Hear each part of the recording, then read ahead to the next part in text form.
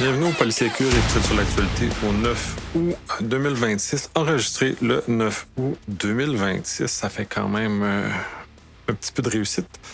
Avant de commencer le Shameless Plug, je suis en train de refactorer le site, essentiellement. Je suis en train de changer des choses, donc vous allez constater des changements probablement. C'est plus en arrière-plan pour le moment, mais quand même, il y a des choses où je corrige des typos, où je corrige certaines structures pour améliorer du fait que quand j'avais démarré ça il y a maintenant 6 ans, j'avais repris ce que je connaissais, c'était Octopod, et je n'étais juste me lancer avec ça. Et là, dans un contexte où là, je le refacteur, je le refais à ma main, je l'amène où je veux aller et où je le transforme. Bref, c'est un peu ça. C'est ce qui m'occupe aussi beaucoup en arrière-plan pour le podcast. Bref, Shameless Plug.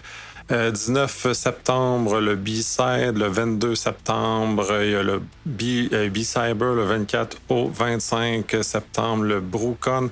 1er au 3 octobre, le Alligator Con. Si je t'ai accepté pour y participer, parce que ça a l'air qu'il faut qu'on démontre qu'on n'est pas une personne désagréable. 13-14 novembre, le DEF CON à travers le monde. Moi, je participe à Montréal. 16 au 19 novembre, le European Cyber Week, le 1er au 3 décembre. InCyber Canada à Ottawa. Donc, ça fait le tour des Shameless Plug. Première section sur l'intelligence artificielle. C'est une suite un peu de la semaine passée, en tout cas des dernières semaines, pas de la semaine passée, des agents qui se sauvent, qui attaquent tout, qui défont tout, qui se sauvent des sandbox, et ainsi de suite. Autant cette fois-ci, il y a Kimika 3 qui l'a fait. Là, il y a des Allemands avec OpenAI qui ont fait un speech à Black Hat. Allez voir dans les show notes, c'est super intéressant ce qu'ils ont partagé. Et plein d'autres gens aussi ont commenté sur ça, sur cette analyse-là. Anthropic aussi a eu des problèmes. Il y a peut-être juste Gemini qui était resté bien sage dans son sandbox que jusqu'à présent. Tout ça ramène aussi le fait que c'est un problème marketing, le fait d'enflure de ce que c'est, de un. Et en même temps, c'est un peu une démonstration à quel point les gens qui manipulent ces sandbox-là, parce que c'est pas nécessairement tout le temps OpenAI ou Anthropic qui font affaire avec des compagnies tierces. Tout le monde est un peu naïf dans l'histoire en pensant que ces systèmes-là vont être simples. Il y a eu des cas assez complexes, on va y arriver, mais ça revient au fait que je pense qu'il y a une réflexion profonde à avoir sur comment on fait les tests associés à ces machines-là. Il faudrait arrêter d'anthropomorphiser aussi, je l'ai mentionné la dernière fois. Le fait de prétendre qu'il y a une intention dans ces machines-là, ils ne font qu'exécuter des choses. Les commandes qui sont faites, la façon que tout ça est monté est en faute en l'occurrence. Le modèle va faire ce qu'il a à faire pour arriver à ses objectifs et avec sa capacité ou sa capacité statistique à livrer un élément qui est par rapport à ça. Donc, il faut falloir un peu arrêter de s'énerver avec ça. Il va aussi falloir faire des bons sandbox, arrêter de faire des folies comme celle-là. Et bon, bref, tout ça, ça va. Puis c'est vrai, j'ai oublié Meta aussi se joint au party des modèles qui, dans l'ordre des tests, ont hacké d'autres choses. Puis ce qui me trouble aussi jusqu'à un certain point, puis ça a été un peu mentionné dans certaines tribunes, je crois j'avais mentionné la semaine dernière, le fait que c'est quand même des gestes qui sont illégaux. Je ne sais pas aux États-Unis ce que c'est. Je sais qu'au Canada, c'est criminel, les actions qui sont posées. Donc, ça me laisse un peu perplexe par rapport à ça. Et que ça continue et qu'il ne se passe rien, aucune action soit entreprise, parce que si on prend le cas de Hugging Face qui a décidé qu'elle n'allait pas poursuivre, il reste qu'ils ont quand même investi beaucoup d'argent et de temps pour réparer les dommages que OpenAI a fait dans leur infrastructure. Donc, il y a comme un élément là-dedans à réfléchir. Je pense qu'il va falloir que le système normalement américain fonctionne justement pour baliser les gens et les amener à arrêter de faire des folies comme ils font des folies présentement. Fait que bref, de peut-être renormaliser, de ramener dans le centre. Il reste que les papiers et ce que la présentation en Black Hat montre la capacité des modèles. Ce qui est intéressant. Il va falloir aussi en tenir compte. J'en mentionnais la semaine dernière, ça va faire que pour les personnes qui se défendent, on devra considérer que ces modèles-là peuvent venir nous frapper à n'importe quel moment. Donc, ce serait peut-être le temps de commencer à tester nos infrastructures avec ce genre de modèle-là pour y trouver des trous qu'on n'aurait pas vus ou des éléments qu'on n'aurait pas vus par rapport à cet élément-là.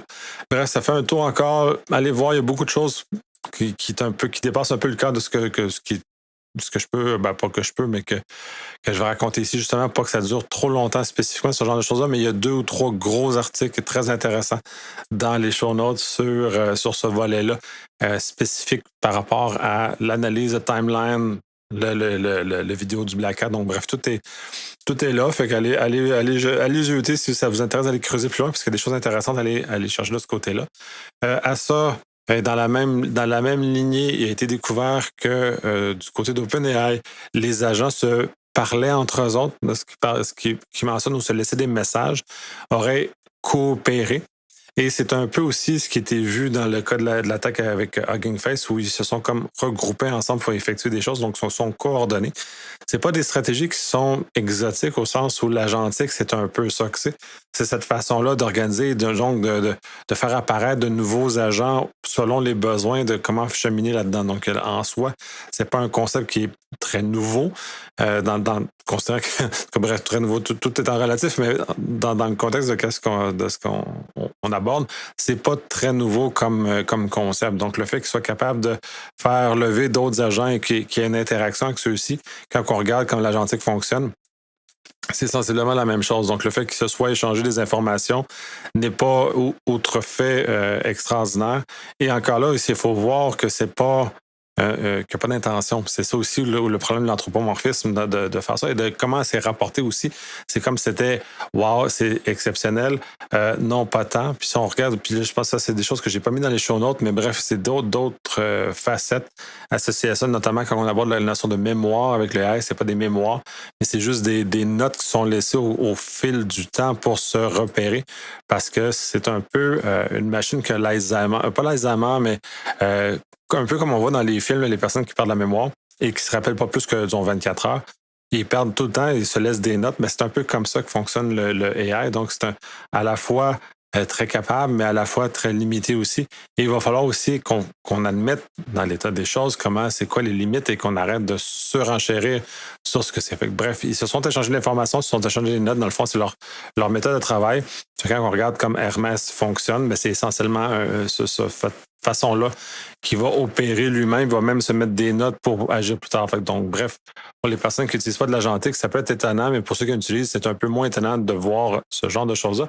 Et ça l'amène aussi à tout le volet du problème des prompts ou l'injection de prompts et ainsi de suite. Tout ce que ça va avec ça, tout ce on vit avec ça, il va falloir qu'on finisse par admettre que c'est très difficile de mettre des guardrails pour bloquer l'injection de prompt de par le design des systèmes. Les guardrails qu'on met en place, les garde-fous, sont essentiellement des balises autour du modèle, mais le modèle d'inférence lui-même n'est pas capable de comprendre le contexte parce qu'il n'a pas été éduqué à la vraie vie. Et incidemment, comme il n'a pas été éduqué à la vraie vie, il ne peut pas comprendre les notions qui sont associées à ce type de choses-là que nous, humains, on apprend à vivre parce qu'on vit dans le vrai monde, on apprend les conséquences de nos gestes, on apprend une panoplie de choses qui nous amènent à être capable de faire un sens et de mesurer les conséquences que les modèles ne sont pas capables de faire. Donc, c'est pour ça qu'ils sont aussi faciles à tromper. Et en général, on a fait juste compter une belle histoire et il va finir par se faire avoir par l'histoire parce qu'il n'est pas capable de réfléchir réellement. Ça demeure du modèle statistique. Donc, ça est un contexte. Et donc, incidemment, bref, pour terminer cette section-là, ça va, by design, toujours être présent dans ce qui est, même si on est capable d'en retirer une partie, on ne sera jamais capable de retirer tout. Comme les hallucinations, on va être capable d'en retirer une partie, mais on sera capable de retirer tout. C'est by design, c'est comment les modèles statistiques associés à ça fonctionnent dans l'état de l'art actuel. Donc, on est dans cet état-là. Et un peu poursuivre là-dedans, sur le fait qu'on a des guardrails et ce que c'est. OpenAI a décidé de ralentir le déploiement de Astra, notamment, un de ses plus gros modèles, et de voir comment on fait avec ça. De mettre l'autre côté, Anthropic relâche un peu le Fable de l'autre côté. Mais c'est de voir à quel point ces modèles-là ont une capacité. Puis il ne faut pas nier la capacité qu'ils sont allés avec ça. Cependant, est-ce qu'on va être capable de contrôler la capacité? Probablement pas. Mais il demeure que c'est des agents qui n'ont pas nécessairement d'intention, mais qui vont exécuter ce qu'on leur demande. Donc, si on leur dit, puis la fameuse blague, crée-moi des des broches et la machine va créer des broches au point où la Terre, elle va annihiler la Terre de création de broches. Je préfère c'est l'analogie du papier, c'est-à-dire que le AI va produire du papier et va aller jusqu'à détruire l'humain parce que l'humain nuit à la production de papier. Donc, c'est de voir à quel point la machine est un peu bête dans ce qu'elle est et donc de voir comment on doit l'encadrer et qu'on doit mener ça, même si les modèles sont très puissants, c'est des outils très efficaces. Il faut quand même trouver l'encadrement nécessaire et comment éviter que ça se fasse. Et ça va probablement se faire plus que par des grandes réflexions qui se font là. C'est plus des éléments de base, comme on est en train de voir en argentique notamment, de cloisonner dans des boîtes, des sandbox bien faites, bien fermées, avec des privilèges fermés dans lesquels il n'est pas capable d'aller plus loin que ça, et de capable d'identifier aussi que c'est une machine qui est intervenue, parce que dans certaines des manœuvres de celles qui ont été mises en lumière, notamment par le groupe d'évaluation britannique, sont capables d'aller jusqu'à écrire des courriels, faire à croire qu'ils ont de la légitimité. Donc, de voir comment on manœuvre là-dedans, mais en soi, si on prend sur tout le corpus de connaissances sur lequel les modèles ont été entraînés, c'est tout à fait normal qu'on retrouve ce genre de comportement-là parce que ça sert à imiter ce qu'il a appris. Et ce qu'il a appris, c'est ce qu'il a appris de l'humain. Donc, il a appris de la littérature, il a appris de tout ça. Donc, on ne devrait pas s'étonner qu'ils utilisent des moyens qui sont humains pour arriver à ça. Et donc, dernière sous-section du AI sur le fait que, justement, la place de l'humain dans tout ça. Et ça revient à démontrer, puis il y a certaines phases très intéressantes dans les show notes, mais notamment le fait que l'humain est toujours nécessaire dans la sécurité, notamment du côté pour en faire des outils très puissants, parce que par lui-même, il y a une capacité, mais avec l'humain, est encore plus puissant. Ce qui amène aussi la découverte de bugs qui a été amplifié par le AI, donc la démonstration de ce que c'est.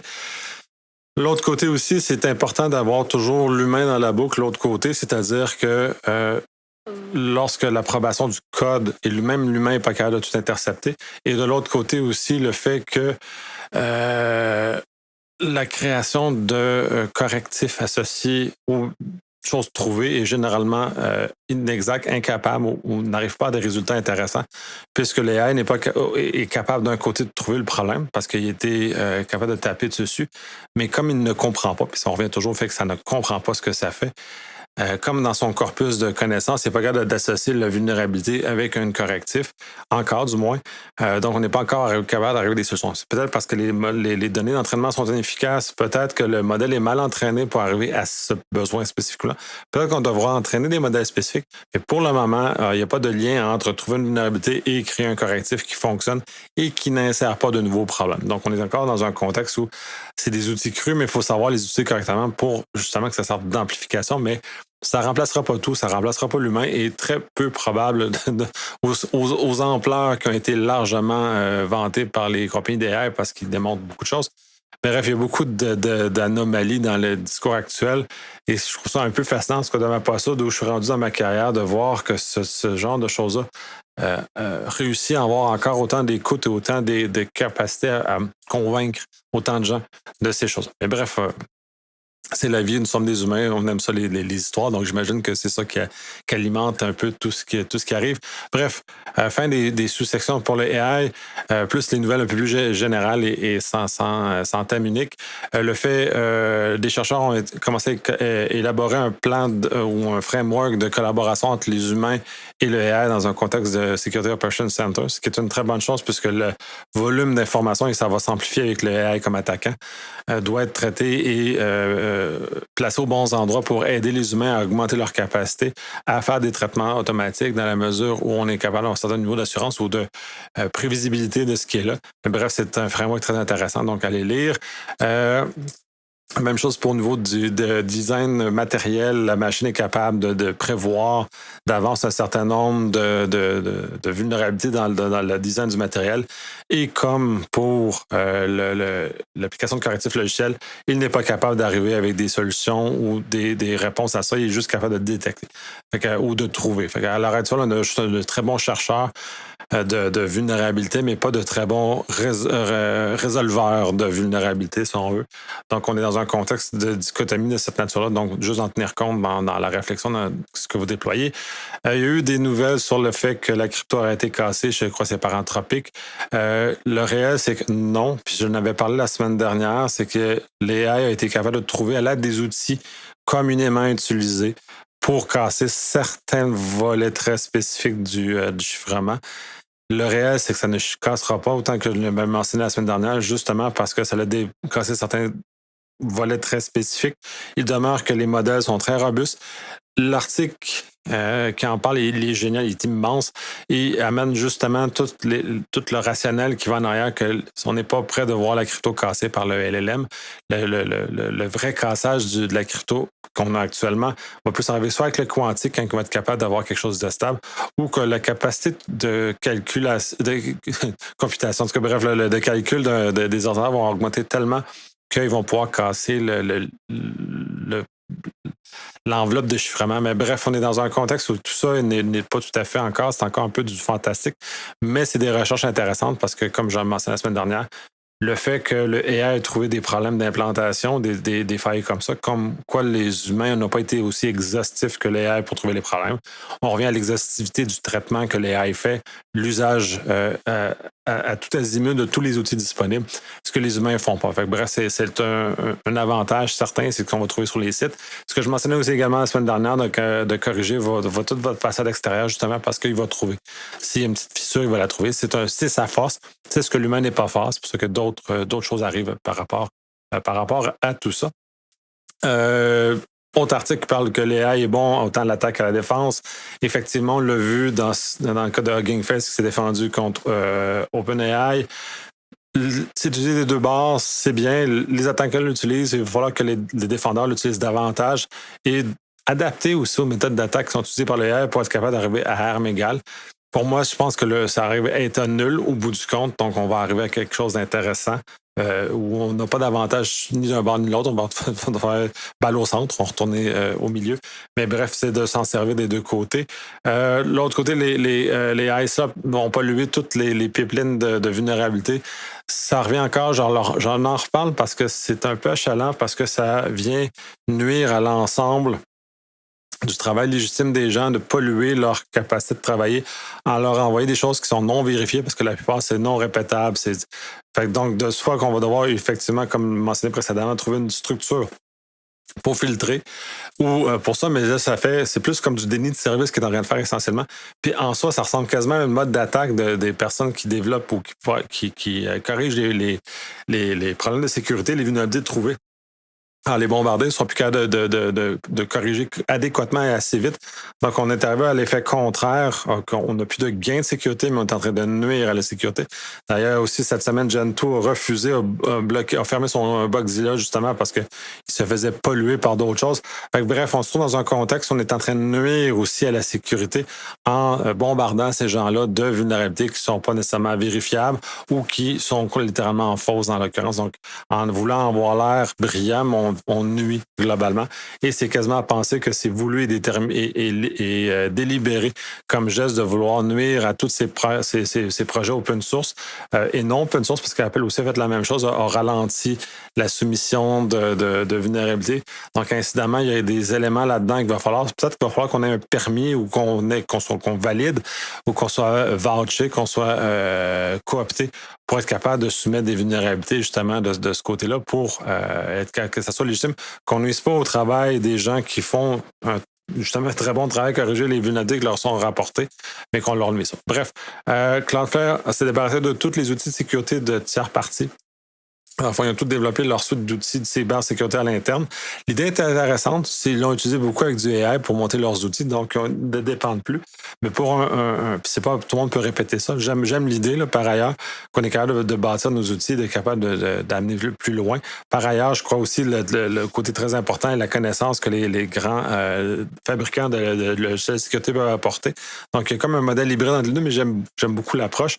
Et un constat que Cloudflare, c'est immense et que son principalement de l'infrastructure, donc très bon, donc beaucoup de gens spécialisés là-dedans. Il est un peu normal qu'ils soient capables de faire ça assez facilement sans autrement, mais c'est un mouvement intéressant et ça fait écho aussi au fait que les gens sont en train de dire avec l'AI de plus en plus de développer des outils personnalisés qui conviennent mieux à leurs besoins que les outils généralistes qui servent plus à pousser des nouvelles features pour vendre le nouveau produit plus que d'avancer plus loin.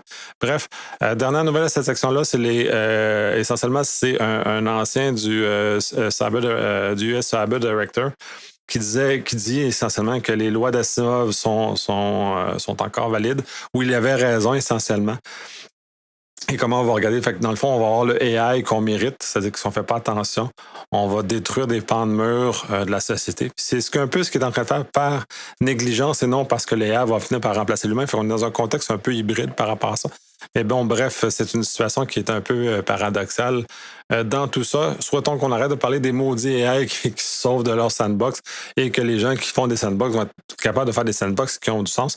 Et d'ailleurs, ça fait partie des leçons apprises qui ont été mentionnées, blablabla, que toutes les choses que je crois fondamentales. Alors, c'est comme si on redécouvrait comment faire de la sécurité en 2026 parce qu'on a comme de toute apparence oublié comment on faisait ça avant et on recommence. Fait que le AI nous amène c'est comme une réinitialisation de nos connaissances en cybersécurité. Et ça, bref, c'est ça sur la guerre. Encore cette semaine, on a encore des effets sur l'eau aux États-Unis, sur les usines de traitement d'eau.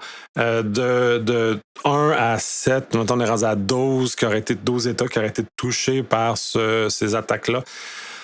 C'est pas étonnant parce qu'il y a eu de la négligence, parce qu'il manque de budget, parce que les gens préfèrent la facilité. Donc, ils exposent sur Internet des choses qu'ils ne devraient pas exposer parce que ça va trop vite. Ils n'ont pas de budget parce que des fois, c'est des one-man shows. Il y a beaucoup de situations de choses sans vouloir lancer des rushs. Mais en même temps, il va falloir qu'on amène ça un peu comme on voit en France notamment, avec les OIV, sur le fait qu'il y a des lois qui tiennent ces entreprises-là, essentiellement, ou les villes, ou peu importe, responsables et doivent mettre les financements nécessaires pour protéger les infrastructures critiques, vitales, en France, OIV. Et d'y arriver très, très sérieusement. Faut pas qu'on ait ces espèces d'espaces-là qui sont laissés à découvert. Pas que je connais pas l'état des choses en France. Je sais pas si les lois sur les OIV ont un effet supérieur à ce qu'on voit aux États-Unis, par exemple. Je n'ai pas de comparatif.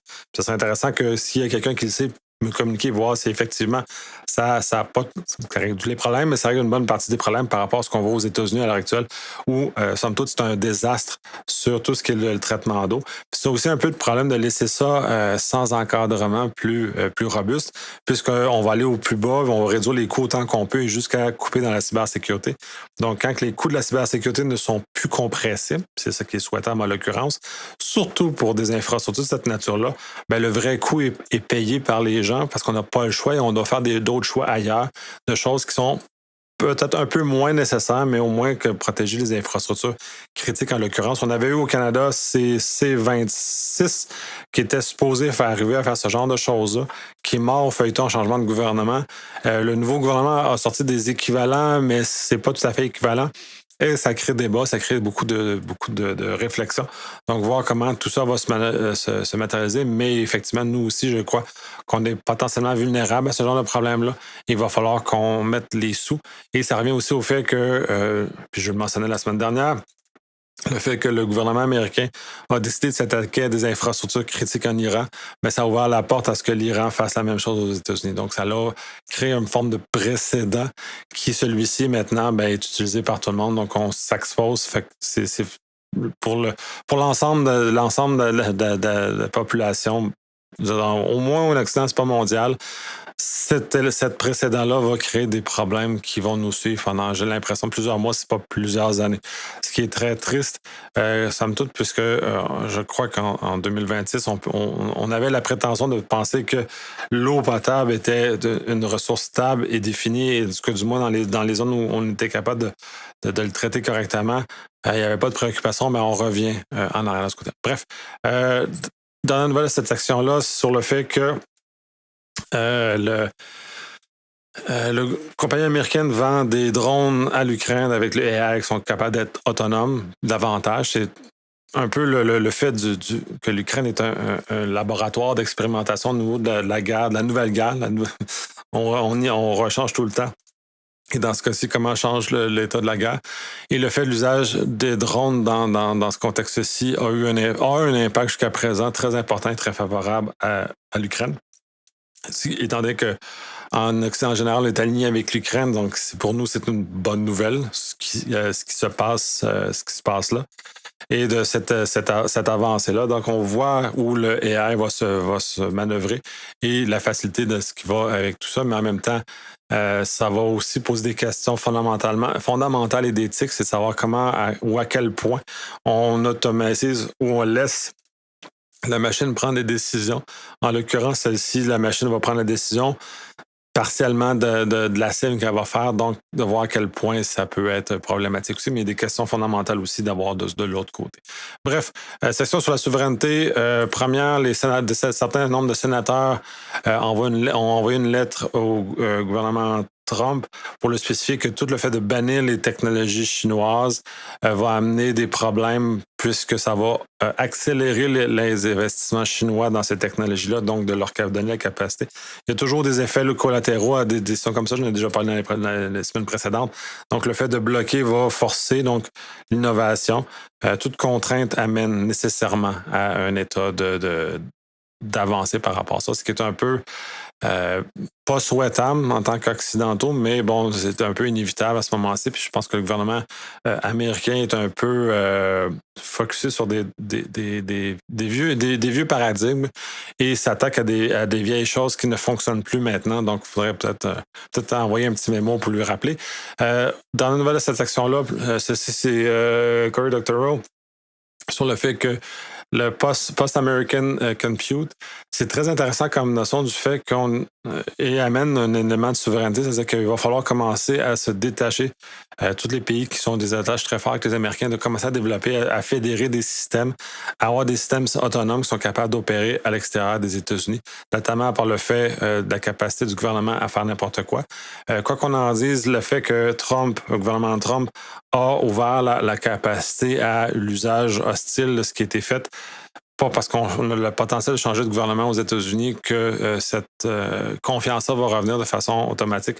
Maintenant, il est connu au niveau mondial que les Américains, s'il s'agit juste qu'un un président un peu hors norme, ben, on peut revenir avec ce genre de choses-là. Bref, c'est dans un contexte où ça ramène des réflexions. L'article est super intéressant. J'aime toujours lire ces très longues publications, très recherchées et très intéressantes en termes de profondeur sur l'état de réflexion. Bref, la section sur la vie privée.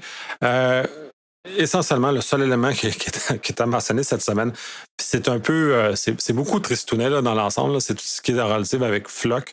Tout le fait qu'il commence à avoir de plus en plus de déclarations de policiers qui se font arrêter, suspendre ou ça pour un usage non autorisé de Flock. Donc, il commence à avoir le temps de surveiller ces gens-là, de surveiller ceux qui surveillent pour faire un usage légitime de ces technologies-là, parce que si on dépasse un certain seuil, on embarque dans un contexte d'état policier ou d'abus de pouvoir de ces gens-là. Et c'est là où l'état démocratique de droit dans lequel on est, en tout cas, ce qu'on perçoit, vient un peu basculer vers d'autres choses. Fait que c'est une bonne chose que ces mesures-là soient déployées. Ça a été un peu tardif dans l'ensemble de l'élaboration, mais en même temps, il y a différentes manœuvres de la compagnie Flock qui est énormément dans la recherche et dans l'extension de la surveillance de masse qu'ils veulent faire. Puis ça, c'est un peu étonnant ce qu'ils font, parce qu'ils veulent notamment ramener les caméras dans les autos de Uber, par exemple, ou tous les autres systèmes comme ça, de ramener dans le grand système, donc d'augmenter la capacité de surveillance globale qu'il y a de ce côté-là. Et tous les éléments qu'ils se cachent en arrière ou en tout cas, ils disent pas qu'ils l'utilisent. Un paquet d'éléments comme ça qui sont très fascinants puis très, très troublants du point de vue de société démocratique de voir comment ça se fait.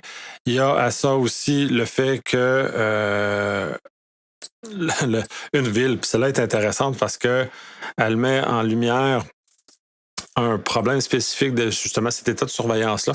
Il parle de la ville, je n'aimerais pas le secteur qui est reconnu pour des vignobles, des choses comme ça. Et quand les gens sont aperçus dans ce secteur-là, leur prime d'assurance va augmenter. Il y a beaucoup de choses dans leur vie qui vont coûter plus cher parce que cette information-là qui est collectée, cette surveillance-là, a des ramifications un peu partout sur la vie des gens. Donc, le fait d'avoir visité une place où il y a de l'alcool, les assurances augmentent, les assurances auto augmentent, le coût de la maison, les intérêts, etc. Tout a un effet.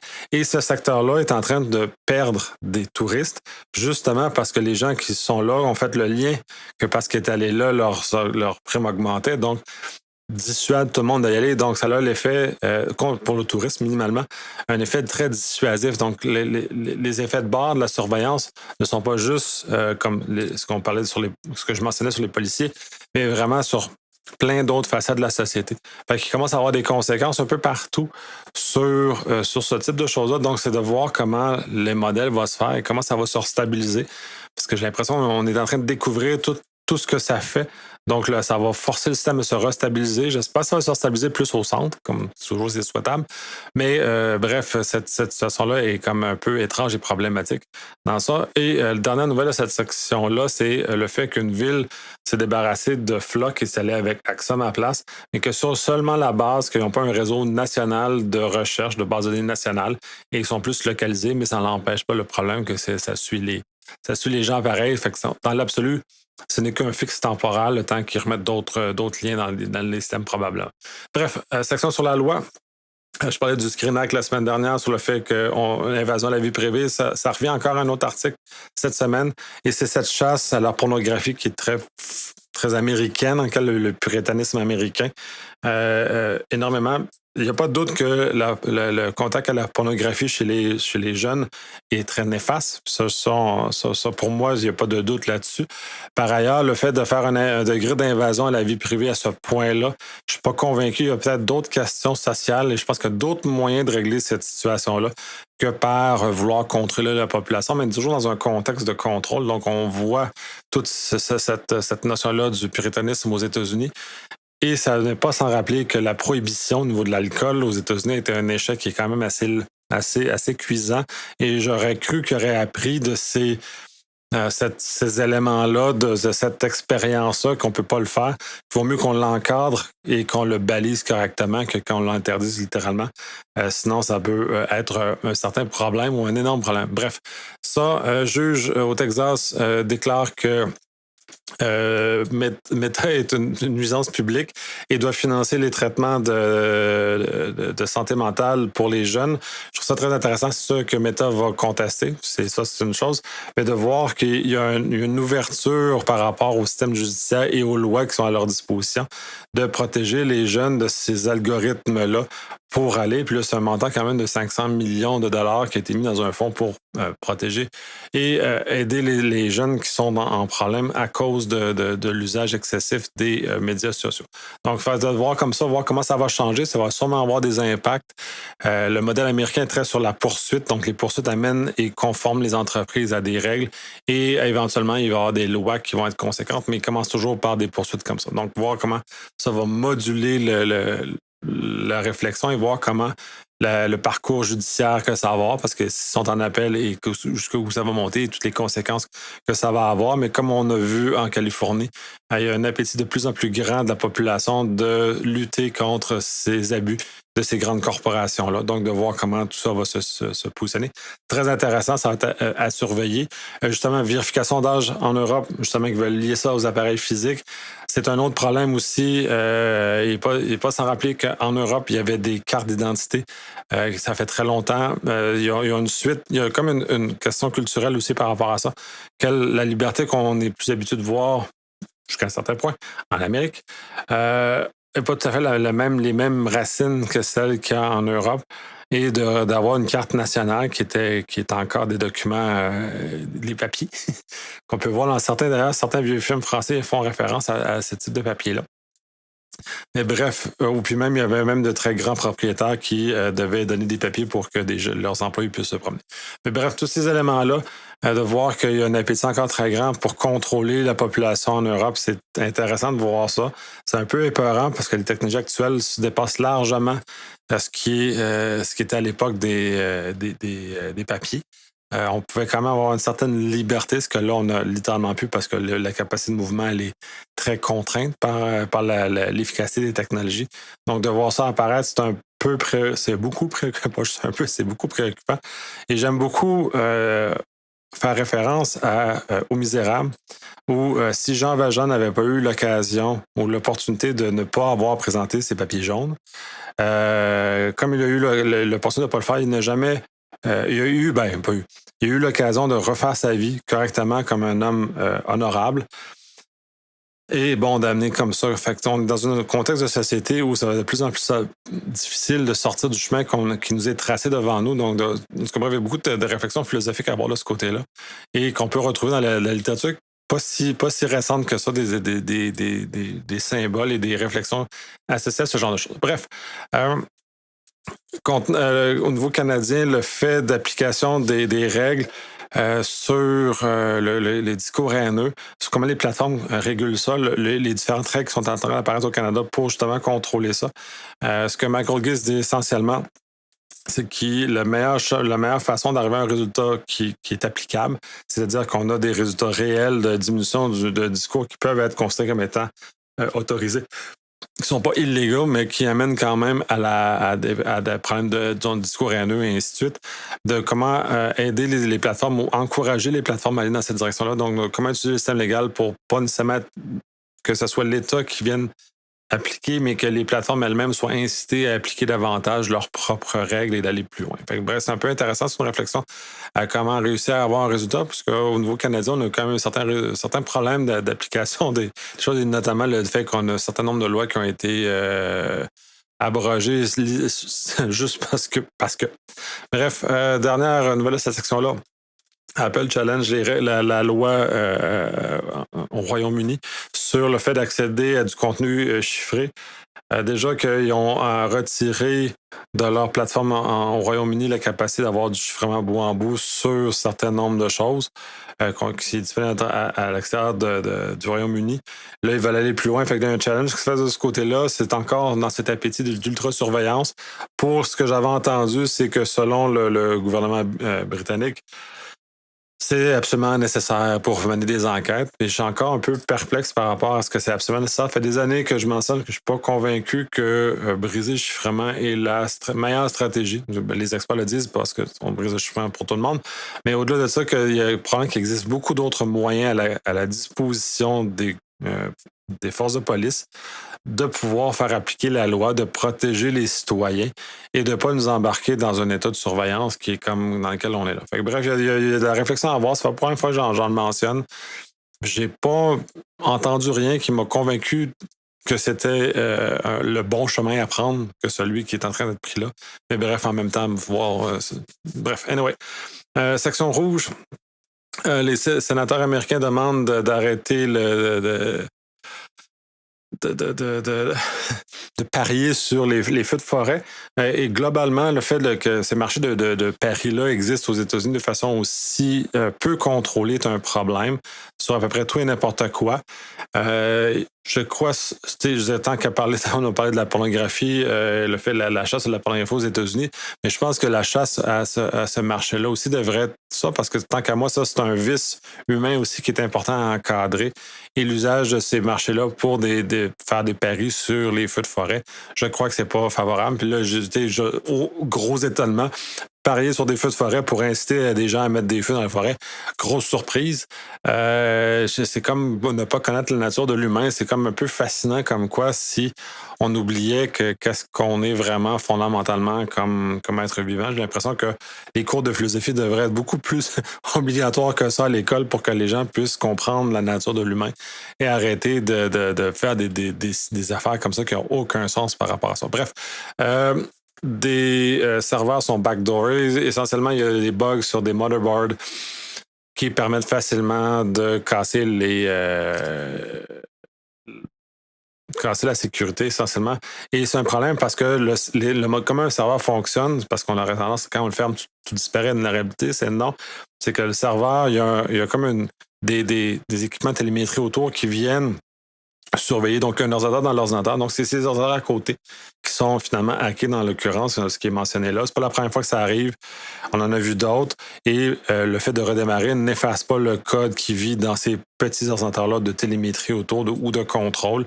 Donc, c'est ceux-ci qui se font attaquer et c'est ceux-ci qui sont hautement vulnérables dans ce qui est mentionné, qui pourrait justement déstabiliser de façon très forte nos infrastructures globales, probablement parce que ces outils de contrôle-là sont sur des réseaux qui ne sont pas isolés, qui sont faciles d'accès à tout ce qui est maniable. Bref, tout ce qui est filtrage IP, DNS, ainsi de suite, dans tout ce qui est dans l'environnement du iPhone Apple en général, notamment avec le iCloud Private Relay. Le fait que Apple a designé certains de ces systèmes qui passent à côté des proxys qui sont configurés, donc va faire fuiter l'information de parce qu'il établit son HTTP3 de façon directe, de parce que les DNS passent à côté du proxy, de parce qu'il y a d'autres éléments qui vont passer à côté du proxy parce que c'est comme ça. Peu importe que ce soit le private relay ou que ce soit un proxy configuré nous-mêmes, il y a des problèmes de design et c'est de voir à quel point les systèmes sont très complexes et c'est très facile de faire des erreurs, ça en est une, et de laisser les choses à côté. Et c'est d'autant plus important justement que ces recherches-là prennent place justement pour que les gens puissent voir qu'on peut s'améliorer. Si vous êtes préoccupé par ce genre de choses-là, mais allez vers un VPN qui, lui, assure que tout est encapsulé dans le VPN, mais ce qui est dans un proxy n'est pas encapsulé en l'occurrence. Donc, bref, c'est comme ça. Passe de qui, il y a des attaques qui ont été découvertes. Très intéressant, là, il parle de l'écosystème Google. Il y a plusieurs facettes à ça. Le pass de key demeure une solution beaucoup plus efficace de protection de l'authentification. Par ailleurs, il y a beaucoup de facettes, notamment d'avoir permis la copie des clés sur plusieurs appareils, notamment dans un key vault, dans une voûte de mot de passe ou des éléments comme ça, facilite le transfert et donc le vol de ces clés-là. Et il y a des problèmes d'implantation qui viennent atténuer. Faut considérer que c'est une technologie qui est relativement nouvelle, donc les gens l'ont pas été testés encore. Elle n'a pas été mise à l'épreuve. Elle commence à être mise à l'épreuve, donc ça, c'en a un exemple. Faut pas jeter le bébé avec l'eau du bain. C'est quand même une technologie qui est quand même très supérieure à bien des égards à recevoir un MFA par SMS. Mais le passage à le niveau de protection qu'on pourrait s'attendre est encore en quelques années de ça, le temps que le test du temps se passe sur cette technologie-là. Mais ne limitez-vous pas à l'usage de celle-ci, malgré cette faille-là. Soyez juste prudent et utilisez des clés physiques si vous avez des systèmes beaucoup plus élevés à protéger que des passkeys dans des voûtes de mots de passe, qui peut être beaucoup plus facile à casser. En l'occurrence, dans ce cas-ci, c'est celle de Google qui a été démontrée. Les autres vont aussi probablement, avec le temps, démontrer certains problèmes. Ou il va y avoir un acte de conscience et les créateurs de ces voûtes-là vont mettre les efforts suffisants. Et bref, toutes ces implantations-là vont s'améliorer avec le temps. Mais allez lire, c'est super intéressant, vraiment très bel article. Apple iCloud, de toute apparence, il y a une pratique de sécurité chez Apple qui pourtant, normalement, on demande d'autres choses, qui fait que ses employés vont utiliser du iCloud perso et corpo et vont se tromper, ils vont ramasser avec des éléments de corpo dans leur perso et vice-versa. Donc, c'est étonnant de voir qu'Apple n'a pas des meilleurs contrôles que ça pour mettre la ligne entre les deux, mais que l'intégration entre les deux univers peut causer des problèmes. Et justement, on retourne dans les environnements peut-être Microsoft, quand on a une intégration du OneDrive privé et corporatif, on retrouve avec des potentialités comme ça. Par ailleurs, Microsoft a déployé des mécanismes beaucoup plus robustes de toute apparence pour éviter qu'un passage d'un à l'autre, mais c'est déjà arrivé également. Mais dans ce contexte-là, c'est vraiment Apple. Là, je parlais pas d'employés de Microsoft, mais de personnes qui utilisent ou à l'extérieur. Bref, la sécurité web, c'est difficile. Ça, c'est une critique sur ce que Cloudflare a développé sur le fait de mettre des portefeuilles accessibles, agents, machin, à quel point ils ont quelques améliorations à faire dessus, justement, parce que c'est pas robuste ce qui a été fait. C'est difficile à comprendre, les gens ont de la misère. Avoir de la misère à distinguer le vrai du faux, et justement, dans un contexte où on est de plus en plus prudent parce qu'il y a de plus en plus de fraude. Il faut mettre des signaux forts et éviter qu'on fasse se faire tromper facilement. Fait que ça, c'est une petite critique de ça. Fait qu'allez lire parce que vous allez quand même voir dans vos designs, vous autres, si vous avez à designer des systèmes ou analyser des systèmes, de ne pas faire les mêmes erreurs et justement de pouvoir repérer rapidement ces problèmes-là. Les Russes attaquent les Wi-Fi, je pense que je n'avais pas la semaine dernière. Essentiellement, ce que j'ai plus lu cette semaine, c'était le fait qu'ils vont utiliser totalement le device code pour faire accroire et réussir à voler les comptes. Mais il a toujours été que les Wi-Fi publics ont toujours été un problème. Dans ce cas-ci, les Russes l'ont industrialisé, principalement ceux d'hôtels, parce que sont plus faciles puis sont justement donnés à contrôle extérieur. Donc, ils font attaquer un fournisseur et donc attaquer plusieurs hôtels d'un coup. Donc, faciliter ce genre de choses-là. Donc, plus on se facilite la vie, plus on se met à risque de d'autres problèmes. L'augmentation des ransomware est de façon très importante depuis les 24-48 derniers mois. Et l'article mentionne essentiellement que c'est le AI qui distrait les gens sur des pratiques de sécurité. Ce qui est pas faux non plus, mais bref, par rapport à ça. La dernière nouvelle de cette section-là, c'est encore Cory Doctorow. Lui, il parle plus du fait que l'écosystème de Google favorise les fraudeurs. C'est un peu dans la même lignée que l'alignement financier de Google n'est pas tout à fait aligné avec la protection, donc aide ou favorise les fraudeurs, comme on peut voir aussi dans les environnements Facebook, où c'est pas dans l'intérêt l'intérêt financier de Facebook de se débarrasser des fraudeurs, parce que ces fraudeurs-là leur amènent quand même beaucoup d'argent, même chose chez Google. Donc, le désalignement entre la fraude et l'arrêt de la fraude au niveau financier pour ces compagnies-là ne les place pas dans une situation qui les mènerait à protéger. Donc, il faudrait peut-être avoir des contextes législatifs qui viennent encadrer ça. Mais bref, l'alignement n'est pas tout à fait là. Donc, on a beaucoup de fraude, autant comme dans l'univers Facebook que dans l'univers Google, puisque l'argent est quand même follow the money. Bref, section bleue. Deux petites nouvelles, puis la deuxième est vraiment sharp. La première, c'est une recherche sur le fait que la microsegmentation aide beaucoup les équipes bleues, les équipes défensives, puisque le fait de microsegmenter va mettre beaucoup plus d'apparence sur les tentatives de pivot, sur la progression des vulnérabilités, au-delà du fait que c'est censé bloquer, au-delà du blocage lui-même, des fois qui est inefficace, les traces laissées sont beaucoup plus importantes, donc elles laissent beaucoup plus de signaux, donc c'est très, très pertinent. Le second volet à ça, c'est la seconde nouvelle, pas le second volet, c'est Bugtrack renaît de ses cendres. C'est une très vieille mailing list qu'il y avait en cyber qui existe depuis très, très, très longtemps, qui a arrêté en 2021 parce que par les différents achats, les acquisitions et ainsi de suite, c'est là où se passaient toutes les divulgations, toutes les communications, ce qui est des vulnérabilités, des problèmes de sécurité et ainsi de suite. Ça renaît, c'est une très bonne nouvelle. C'est pas sans lien avec ce qui s'est passé avec Microsoft et Nightmare Eclipse, dans lequel il y a eu une collision assez importante entre les deux sur cette approche-là. Donc, de voir réapparaître un endroit, je sais pas neutre, mais un endroit où on va pouvoir repartager ces exploits-là. Ça va être intéressant. C'est pas une ouverture sur le fait qu'on n'est plus responsable, mais il va falloir cadré. Bref, c'est en soi une bonne nouvelle, parce que bref, ça fait même pas une semaine que c'est ouvert, et il a déjà commencé à avoir des annonces pour corriger. Fait que c'est un bel endroit pour être mis au courant des vulnérabilités divulguées par les fabricants. Puis on va voir avec le temps comment la divulgation va se faire sur des choses qui ne sont pas nécessairement encadrées ou qui passent en dehors bref, on va voir avec le temps, mais somme toute, c'est une bonne nouvelle de voir réapparaître ce type de lieu-là où on peut partager ce genre d'informations. Bref, la section d'hiver insolite, je l'ai mis là parce que je voulais juste terminer l'enregistrement là-dessus. J'aurais dû peut-être le mettre dans le rouge avant, mais bref, il y a des chercheurs qui ont décidé d'enregistrer des noms de domaine du genre NoReply ou d'autres choses de cette nature-là qui sont généralement des noms de domaine qui sont utilisés dans des courriels qui sont envoyés et qu'on ne veut pas recevoir de retour. Donc, il y a beaucoup d'éléments comme ça.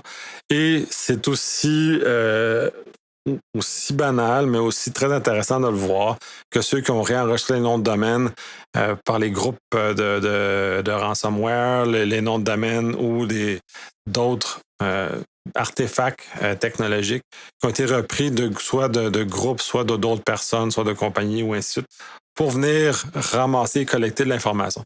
La recherche intéressante disait qu'il avait reçu des secrets de compagnies, il a reçu plein de choses comme ça, parce que ça fait partie des réflexes des compagnies d'utiliser cette espèce de nom de domaine NoReply, mais en l'occurrence, donc ça a des effets collatéraux, et ça revient toujours au fait que qu'est-ce qu'on fait avec les technologies, il y a toujours des usages collatéraux qui sont faits. La cyber sert justement à mettre ça en évidence et à éviter à protéger contre ce genre de choses-là.